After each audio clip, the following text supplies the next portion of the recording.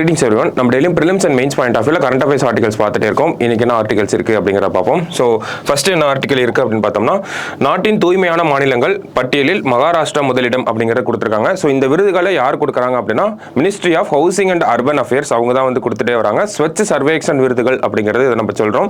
So வருஷம் இந்த award அப்படிங்கிறது கொடுத்துட்டே வராங்க. அந்த வகையில் இந்த வருஷத்துக்கான தூய்மையான மாநிலம் பட்டியலில் வந்து மகாராஷ்டிரா முதலிடத்தில் இருக்காங்க. சரிங்களா? ஸோ 2016 முதல் இந்த விருதுகளை வந்து கொடுத்துட்டே வராங்க.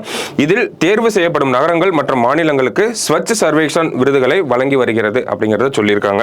ஸோ வேற என்ன இம்பார்ட்டண்டா இருக்கு அப்படின்னு பார்த்தோம்னா, இந்த விருதுக்கு 2023 ஆண்டுக்கான தரவரிசை மத்திய வீட்டு வசதி மற்றும் நகர்ப்புற விவகாரங்கள் துறை வந்து வெளியிட்டிருக்காங்க. So ministry of housing and urban affairs இந்த ஒரு விருதுகளை வெளியிட்டிருக்காங்க. ஸோ இதுல மாநிலங்களுக்கான தரவரிசையில மகாராஷ்டிரா ஃபர்ஸ்ட் இருக்காங்க. அதே மாதிரி நகரங்களுக்கான தரவரிசையில பார்த்தோம் அப்படின்னா, குஜராத்தோட சூரத்தும் இந்தோர் அப்படிங்கிற இந்த பிளேஸும் வந்து சிட்டிஸ்ல வந்து ஃபர்ஸ்ட் ஆயிருக்காங்க. சரிங்களா? இதுல குறிப்பா இந்தோர் அப்படிங்கிற இந்த பிளேஸ் 7th கன்சிக்யூட்டிவ் டைமா, அதாவது இந்த விருதுகள் ஆரம்பிச்சதுல இருந்து ரொம்ப கிளீனஸ்ட் சிட்டியா இருக்கிறது யாரு அப்படின்னு பார்த்தோம்னா இந்தோரா தான் இருக்காங்க. இதுக்கு வந்து நம்ம 7 ஸ்டார் சிட்டி அப்படிங்கறத கூட நம்ம சொல்லலாம் இந்தோர். ஓகேங்களா? அப்படிதான் போன வருஷம் ரேங்கிங்ல இந்த சிட்டியை பத்தி மென்ஷன் பண்ணிருப்பாங்க. இந்தோர் அப்படிங்கிறது ஒரு 7 ஸ்டார் சிட்டி அப்படிங்கிறது. ஸோ இந்த வருஷம் இந்த இந்தோரோட சேர்ந்து ஃபர்ஸ்ட் பிளேஸ் யார் ஷேர் பண்ணிருக்காங்க அப்படின்னா, சூரத் அப்படிங்கிற அந்த ஒரு சிட்டியும் ஷேர் பண்ணிருக்காங்க. சரிங்களா? ஸோ அடுத்தது 3வது இடத்துல நவி மும்பை இருக்கு அப்படிங்கறத சொல்லியிருக்காங்க. ஸோ அடுத்தது வேற என்ன சொல்லியிருக்காங்க அப்படின்னா, 1 லட்சத்துக்கு கீழ் மக்கள் தொகை கொண்ட நகர்ப்புறங்களில் மகாராஷ்டிராவின் சாஸ்வத் அப்படிங்கிற இந்த இடம் வந்து முதலிடம் பிடித்திருக்கு அப்படிங்கிறது சொல்றாங்க. ஸோ எல்லாத்தோட ஃபர்ஸ்ட் பிளேஸ் மட்டும் நம்ம தெரிஞ்சுக்கிட்டா போதும். கிளீனஸ்ட் ஸ்டேட் எது, கிளீனஸ்ட் சிட்டி எது, 1 lakh பாப்புலேஷன் கீழே யார் கிளீனஸ்ட் சிட்டியா இருக்காங்க. அடுத்தது நம்ம இன்னொரு இதுவும் பார்ப்போம். இதுல அதாவது இந்த கங்கை நதி ஓடுற அந்த சிட்டிஸ்ல யார் கிளீனஸ்ட் சிட்டி அப்படிங்கிற அந்த ஒரு விருதுமே வழங்கப்பட்டு தான் வருது. அதுல யார் ஃபர்ஸ்ட் இருக்காங்க அப்படின்னு பார்த்தோம்னா, நமக்கு வாரணாசி தான் அதுல வந்து ஃபர்ஸ்டா இருக்காங்க. சரிங்களா? ஸோ இந்த கங்கை நதிகள் ஓடக்கூடிய அந்த ரீஜன்ல வாரணாசி அப்படிங்கிற அந்த சிட்டி வந்து கிளீனஸ்ட் சிட்டி அப்படிங்கிற இந்த விருதுகள் எல்லாம் இந்த வருஷம் கொடுத்துருக்காங்க. யார் கொடுப்பாங்க அப்படின்னா, குடியரசுத் தலைவர் தான் இந்த விருதை வந்து அவங்க கையில கொடுப்பாங்க. சரிங்களா? ஸோ அதுதான் இந்த ஒரு நியூஸா இருக்கு. இது நமக்கு prelims point of view important. இங்க இருக்கக்கூடிய அந்த ஃபேக்சுவல் இன்ஃபர்மேஷன் எல்லாம் நமக்கு ஹெல்த் அண்ட் சானிடேஷன் அப்படிங்கிற ஒரு பகுதி எக்ஸாம்ல கேட்கப்பட்டுச்சு அப்படின்னா அதுல நம்ம பாக்ஸ் கண்டென்ட்ல கோட் பண்ணி எழுதுற மாதிரி இருக்கும். சரிங்களா? அடுத்தது சக்தி வாய்ந்த பாஸ்போர்ட் 80வது இடத்தில் இந்தியா அப்படிங்கறத கொடுத்திருக்காங்க. சோ இந்த ரிப்போர்ட் அப்படிங்கிறது ஹென்லி அப்படிங்கிற இந்த நிறுவனம் தான் கொடுத்துட்டே வராங்க. நம்ம ஹென்லி பாஸ்போர்ட் இண்டெக்ஸ் அப்படிங்கறத கூட படிச்சிருப்போம். ஓகேங்களா? சோ இந்த பாஸ்போர்ட் இண்டெக்ஸ்ல இந்தியா எத்தனாவது இடத்துல இருக்காங்கன்னா 80th பிளேஸ்ல வந்து இருக்காங்க. என்ன அடிப்படையில் கொடுக்குறாங்க அப்படின்னா, ஒரு நாட்டின் பாஸ்போர்ட் வைத்திருப்பவர் எத்தனை நாடுகளுக்கு விசா இல்லாமல் செல்ல முடியும், அல்லது இதுதான் முக்கியமான பாயிண்ட், விசா இல்லாம எத்தனை கண்ட்ரிக்கு நம்மளால டிராவல் பண்ண முடியும், அந்த அடிப்படையில் தான் இந்த ரேங்கிங் அப்படிங்கிறது இருக்கு. சரிங்களா?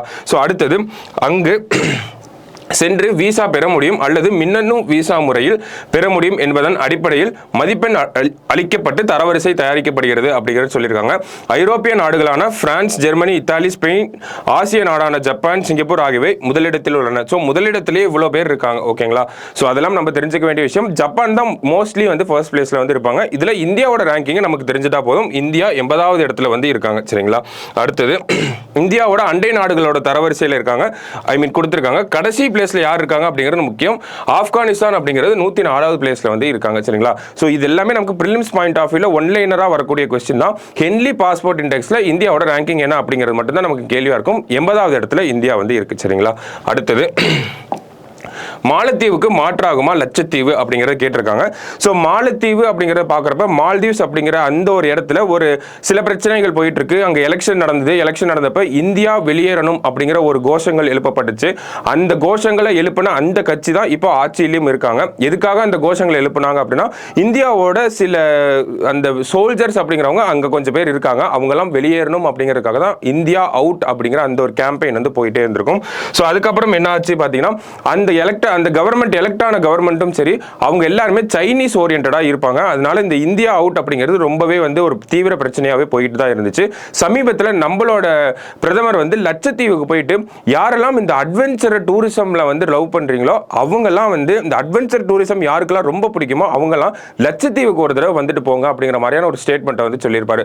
அதுக்கப்புறமா இந்த மாலத்தீவில் இருக்கக்கூடிய முக்கியமான அமைச்சர்கள் எல்லாமே நம்ம பிரதமரை பார்த்து சில அவதூறான கருத்துக்களை வந்து சொல்லிட்டாங்க. இதுக்கப்புறம் என்னாச்சு ஆச்சு அப்படின்னு பார்த்தீங்கன்னா மாலத்தீவை நம்ம பைகாட் பண்ணணும் அப்படின்னு சொல்லி இந்தியா ஃபுல்லாக ட்ரெண்ட் ஆச்சு. நிறைய புக்கிங் எல்லாமே கேன்சல் ஆயிடுச்சு. இதனால மாலத்தீவோட எக்கானமியில் ஒரு பெரிய இம்பாக்ட் ஏற்பட்டுச்சு. என்ன இம்பாக்ட் அப்படின்னு பார்த்தீங்கன்னா அவங்களோட எக்கானமி அப்படிங்கிறது ஒரு 30% இந்த டூரிசம் நம்பி மட்டும்தான் இருக்கு. அங்க அதாவது மாலத்தீவை டூரிஸ்ட் ஸ்பாட்டா விசிட் பண்ற கண்ட்ரீஸ்ல ரஷ்யா ஃபர்ஸ்ட் இருக்காங்க. அவங்களுக்கு அடுத்தபடியா இந்தியர்கள் தான் இருக்காங்க. இந்தியால இருந்து தான் அதிக பேர் இந்த மாலத்தீவ்ஸ்க்கு வந்து இந்த டூரிஸ்ட் ஸ்பாட்டா வந்து போறாங்க. சரிங்களா? ஸோ இந்தியர்கள் புறக்கணிக்க ஆரம்பிச்சுட்டாங்க அப்படின்னா மாலத்தீவோட எக்கானமி ரொம்ப அடிவாங்க ஆரம்பிச்சிடும். ஸோ அப்போ இந்தியா என்ன ஒரு விஷயம் பண்றாங்க அப்படின்னா லட்சத்தீவை ப்ரொமோட் பண்ணலாம் அப்படிங்கறத சொல்றாங்க. ஸோ இந்த இடத்துல நம்ம கொடுத்துருக்கிறது எல்லாமே இந்த மாலத்தீவு அப்படிங்கிற நாட்டோட இந்த ஒரு புவியியல் அமைப்பு ஜியோகிராபிக்கல் ஃபீச்சர்ஸ் தான் நம்ம இங்கே கொடுத்துருக்கோம். அதே மாதிரி லட்சத்தீவு அப்படிங்கிற அதோட நம்ம யூனியன் டெரிட்டரியோட அதோட ஜியோகிராபிக்கல் ஃபீச்சர்ஸையும் கொடுத்துருக்காங்க. ஸோ ரெண்டையும் கம்பேர் பண்ணி பார்க்கலாம். அது எவ்வளோ பெருசு இருக்கு, இது எவ்வளோ பெருசு இருக்கு. ஸோ அதோட விமான அவங்களோட இன்ஃப்ராஸ்ட்ரக்சரை நல்லாவே கொடுத்துருப்பாங்க. 5 விமான நிலையங்கள் இருக்கு, நம்ம கிட்ட 1 தான் இருக்கு. ஸோ இந்த மாதிரி அந்த ஒரு மாலத்தீவுக்கும் லட்சத்தீவுக்கும் என்ன மாதிரியான ஒரு கம்பேரிசன் அப்படிங்கிறது நம்ம ஜியோகிராபிக்கல் பாயிண்ட் ஆஃப் வியூ இந்த இடத்துல பார்ப்போம். சரிங்களா? ஸோ வேற என்ன நமக்கு இந்த இடத்துல முக்கியமான விஷயம் அப்படின்னா நம்ம மாலத்தீவை புறக்கணிக்கிறோம் அப்படின்னா அதுக்கு மாற்றா ஒரு விஷயம் தேவை. அதை வந்து லட்சத்தீவு இருக்கும் அப்படிங்கிறது நம்பப்படுது. சரிங்களா? ஸோ அப்போ லட்சத்தீவில் நம்ம ஒரு டூரிஸ்டம் வந்து டெவலப் பண்ணணும் அப்படின்னா அங்கே நிறைய விஷயங்கள் பண்ண வேண்டியதாக இருக்கு. அதனால சில நல்ல விஷயங்களும் இருக்கு, சில கெட்ட விஷயங்களும் இருக்கு. அதுதான் இந்த இடத்துல இந்த ஆர்டிக்கல்ல நம்ம பார்க்க வேண்டிய விஷயமா இருக்கு. இந்த ஜியோகிராபிக்கல் ஃபீச்சர்ஸ் எல்லாமே ஒரு இன்ட்ரடக்ஷன் மாதிரி தான் நம்ம கொடுத்துருக்கணும்.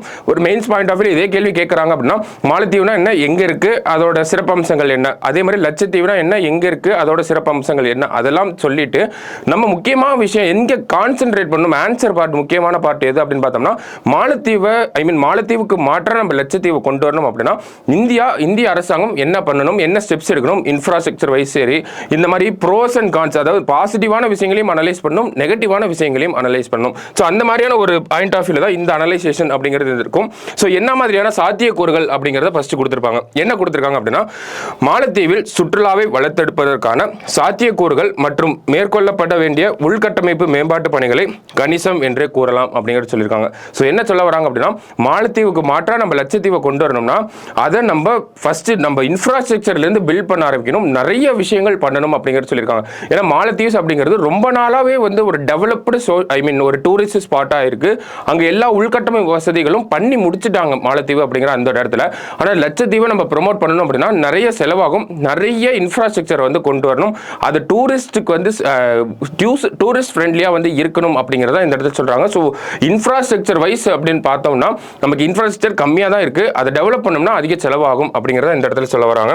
ஸோ வேற என்ன கொடுத்துருக்காங்க அப்படின்னா கூடுதல் சுற்றுலா பயணிகளின் வருகையால் வளங்களின் பயன்பாடு அதிகரித்தால் நிரந்தரமாக அங்கு வாழும் உள்ளூர் மக்களுக்கு தேவையற்ற சிக்கல்களை அது உருவாக்கும் என்று கூறப்படுகிறது. ஸோ நிறைய டூரிஸ்ட் பீப்புள்ஸ் வர ஆரம்பிச்சிட்டாங்கன்னா உள்ளூர் மக்களுக்கு என்ன மாதிரியான பாதிப்புகள் இருக்குங்கிறத அனலைஸ் பண்ணி அதுக்கு ஏற்ற மாதிரியான வாழ்வாதாரங்களையும் அரசாங்கம் பண்ணி கொடுக்கணும் அப்படிங்கிறதா இந்த பாயிண்ட்லேருந்து நம்ம புரிஞ்சுக்க வேண்டிய விஷயமா இருக்கு. ஸோ வேற என்ன இருக்கு அப்படின்னு பார்த்தோம்னா கலாச்சார பாதிப்பு அப்படிங்கிறத கொடுத்துருக்காங்க.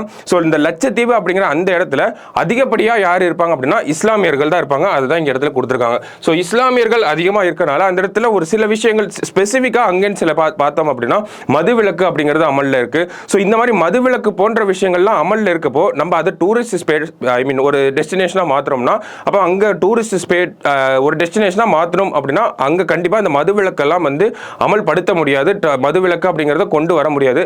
சோ அந்த மாதிரி இருக்கப்ப ஒரு கலாச்சார பாதிப்பு, ஒரு கல்ச்சுரலா ஒரு இம்பாக்ட் அப்படிங்கிறது ஏற்படும். சோ அது அந்த மக்கள் எப்படி எடுத்துக்கிறாங்க அப்படிங்கிற ஒரு கேள்விக்குறியும் இருக்கு அப்படிங்கறத இந்த இடத்துல சொல்லியிருக்காங்க. அடுத்ததா என்ன இருக்கு அப்படின்னு பார்த்தோம்னா இயற்கை சமநிலை பாதிப்பு அப்படிங்கறத சொல்றாங்க. சோ அந்த என்விரான்மெண்டல் பேலன்ஸ் அப்படிங்கிறது அஃபெக்ட் ஆகும்ங்கறத சொல்லியிருக்காங்க. இது கண்டிப்பா ஒரு யோசிக்க வேண்டிய ஒரு விஷயமா தான் இருக்கு. இம்பாக்ட் அப்படிங்கிறது அதிகப்படியாக தான் இருக்கும். ஏன்னா இன்ஃப்ராஸ்ட்ரக்சர் டெவலப்மெண்ட் அப்படிங்கறத நம்ம பண்ண போறோம். லட்சத்தீவை மாலத்தீவுக்கு ஒரு மாற்றா கொண்டு வரணும்னா இன்ஃப்ராஸ்ட்ரக்சர்ல தான் அதிகமான இன்வெஸ்ட்மெண்ட் அப்படிங்கிறது தேவைப்படும். ஸோ அப்படி இன்ஃப்ராஸ்ட்ரக்சர்ல அதிகமாக இன்வெஸ்ட் பண்ண ஆரம்பிச்சோம் அப்படின்னா கண்டிப்பா அந்த இயற்கை சமநிலை அப்படிங்கிறது பாதிப்படைய தான் செய்யும். ஸோ இதை ஈக்குவலா நம்ம பேலன்ஸ் பண்ணணும். இன்ஃப்ராஸ்ட்ரக்சர் ஒரு growth-ஐயும் ஒரு என்விரான்மெண்ட்டையும் ஈக்குவலா நம்ம பேலன்ஸ் பண்ற மாதிரி இந்த இடத்துல நம்ம ஒரு டெவலப்மெண்ட்டை கொண்டு வரணும் அப்படிங்கறத இந்த இடத்துல நம்ம புரிஞ்சுக்க வேண்டிய ஒரு விஷயமா இருக்கு. சரிங்களா? சோ வேற என்ன இம்பாக்ட் இருக்கு அப்படின்னு பார்த்தோம்னா சிறந்த பருவம் அப்படிங்கறத கொடுத்திருக்காங்க. சோ எந்த டைம்ல போனா நல்லா இருக்கும் அப்படிங்கறதெல்லாம் கொடுத்திருக்காங்க. இதெல்லாம் வந்து நம்ம ப்ரோஸ்ல வந்து எழுதுற மாதிரி இருக்கும். பாசிட்டிவான விஷயங்கள் இதெல்லாம் எழுதணும். நெகட்டிவான விஷயங்கள்ல நமக்கு இன்ஃப்ராஸ்ட்ரக்சர் தேவை, அதிகமான காஸ்ட் அப்படிங்கிறது ஆக போகுது. அதே மாதிரி நம்ம டூரிஸ்டை எப்படி அட்ராக்ட் பண்ண போறோம் அப்படிங்கிறதும் ஒன்று இருக்கு. டூரிசத்துக்கு எப்படி நம்ம ப்ரொமோட் பண்ணணும் அப்படிங்கிற ஒன்று இருக்கு. ஸோ அதே மாதிரி அந்த என்விரான்மெண்டல் ஃபேக்டர்ஸ் அப்படிங்கிறத மிகப்பெரிய ரோல் ப்ளே பண்ண போகுது. ஏன்னா அந்த மாதிரிலேயே நம்ம இந்த மாதிரி ஒரு ப்ராஜெக்ட் பண்ணிட்டு தான் இருக்கோம். அங்கேயே அதிகப்படியான அந்த கிளியரன்சஸ் வாங்குறதுலேயே நிறைய பிரச்சனைகள் இருக்கு, நிறைய மரங்கள் வெட்டப்பட வேண்டியதாக இருக்கு. ஸோ இந்த மாதிரி ஒரு இயற்கை சமநிலை பாதிப்பு அப்படிங்கிறத நம்ம ஆன்சரோட மெயின் பாயிண்டா இருக்கணும். சரிங்களா? ஸோ வேற என்ன இங்கே கொடுத்துருக்காங்க அப்படின்னு பார்த்தோம்னா டிஜிட்டல் கனெக்டிவிட்டி அப்படிங்கிறத கொடுத்துருக்காங்க. ஸோ என்ன சொல்லியிருக்காங்க அப்படின்னா அங்கே இன்னமும் ஏடிஎம் வசதிகள் அப்படிங்கிறதுலாம் இல்லை. அதே மாதிரி இந்த சிக்னல் ப்ராப்ளம்ஸ் அப்படிங்கிறதும் இருக்குது. ஒய்ஃபை போன்ற விஷயங்கள்லாம் இன்னமும் லட்சத்தீவுக்கு இப்போ தான் இந்த ப்ராஜெக்ட் எல்லாமே போயிட்டு இருக்கு. ஸோ ஒரு டூரிஸ்ட் ஸ்பாட்டாக முதல்ல மாற்றணும் அப்படின்னா இன்டர்நெட் கனெக்டிவிட்டியை அதிகப்படியாக கொண்டு வரணும். அதே மாதிரி நம்பர் ஆஃப் ஏடிஎம்ஸ் அப்படிங்கிறதும் இன்க்ரீஸ் பண்ணணும் அப்படிங்கிறதையும் சொல்லியிருக்காங்க. ஸோ கடைசியாக நம்ம பார்த்தோம் அப்படின்னா பயண வழிகாட்டி எப்படி செல்லலாம் அப்படிங்கிறது ஒரு கைட்லைன்ஸ் மாதிரி கொடுத்துருப்பாங்க. இதில் முக்கியமாக நம்ம தெரிஞ்சுக்க வேண்டிய விஷயம் லட்சத்தீவுகளுக்கு போகணும்னா இந்த பிஏபி நுழைவு அனுமதி சீட்டு அப்படிங்கிறத வாங்கணும் அப்படிங்கிறத நம்ம தெரிஞ்சுக்கணும். சரிங்களா? ஸோ இந்த ஒரு விஷயத்தை இந்த ஒரு ஆர்டிக்கலை நம்ம அப்ரோச் பண்ணுறப்ப மாலத்தீவுனா என்ன, லட்சத்தீவுனா என்ன, அதை பற்றி சின்ன சின்ன பாயிண்ட்ஸ் எழுதிட்டு ஒரு இன்ட்ரடக்ஷன் மாதிரி ப்ரோஸ் அண்ட் கான்ஸை நம்ம உட்காந்து டிஸ்கஸ் பண்ணி எழுதுற மாதிரி தான் இருக்கும். சரிங்களா? ஸோ என்ன மாதிரியான பாசிட்டிவ்ஸ்லாம் இருக்கு, இதெல்லாம் லட்சத்தீவு டெவலப் பண்ணுறதுனால வரக்கூடிய பாசிட்டிவ்ஸ். நமக்கு டூரிசம் அப்படிங்கிறது டெவலப் ஆகும். நம்ம ஒரு ஆல்டர்னேட்டிவாக உருவெடுக்கலாம். இந்தியன் ஓஷனில் ஒரு பெஸ்ட் டூரிசமாக நம்ம லட்சத்தீவை வந்து கொண்டு வரலாம். அதனால நிறைய ரெவன்யூஸ் வந்து வரும், நிறைய ஃபாரின் எக்ஸ்சேஞ்ச் அப்படிங்கிறதெல்லாம் வரும். ஸோ இதெல்லாம் நம்ம ப்ரோஸ் எழுதுற மாதிரி இருக்கும். கான்ஸ் அப்படின்னு பார்த்தோம்னா நம்ம முக்கியமாக என்விரான்மெண்ட்டை வந்து குறி வச்சு தான் அந்த இடத்துல எழுதணும். இன்ஃப்ராஸ்ட்ரக்சர் பண்ணணும், அதிக காஸ்ட் ஆகும். இந்த மாதிரியான விஷயங்களுக்கு பார்த்தோம். இப்போ நம்ம இன்டர்நெட் கனெக்டிவிட்டி அப்படிங்கிறது இன்னமும் ஒரு மெயின்லேண்டில் இருக்க அளவுக்கு லட்சத்தீவு ஐலாண்டில் வந்து இல்லை. அதே மாதிரி ஏடிஎம்ஸ் எல்லாம் கம்மியாக இருக்குது. இந்த டிஜிட்டல் டிரான்சாக்ஷன்லாம் இப்போ அஃபெக்ட் ஆகும். ஸோ இதெல்லாம் வந்து நம்ம கான்ஸில் வந்து எழுதுற மாதிரி இருக்கும். ஸோ இதுக்கு ஒரு வே ஃபார்வர்ட் அப்படிங்கிற மாதிரி நம்ம கடைசியாக முடிக்கணும் அப்படின்னா ஸோ இதுக்குன்னு அந்த லட்சத்தீவு டெவலப்மெண்ட் ப்ராஜெக்ட் அப்படின்னு சொல்லி அதுக்குன்னு ஒரு பாலிசியை கொண்டு வந்து அரசாங்கம் பண்ணால் நல்லா இருக்கும் அப்படிங்கிற மாதிரி நம்ம ஆன்சரை முடிக்கிற மாதிரி இருக்கும். சரிங்களா?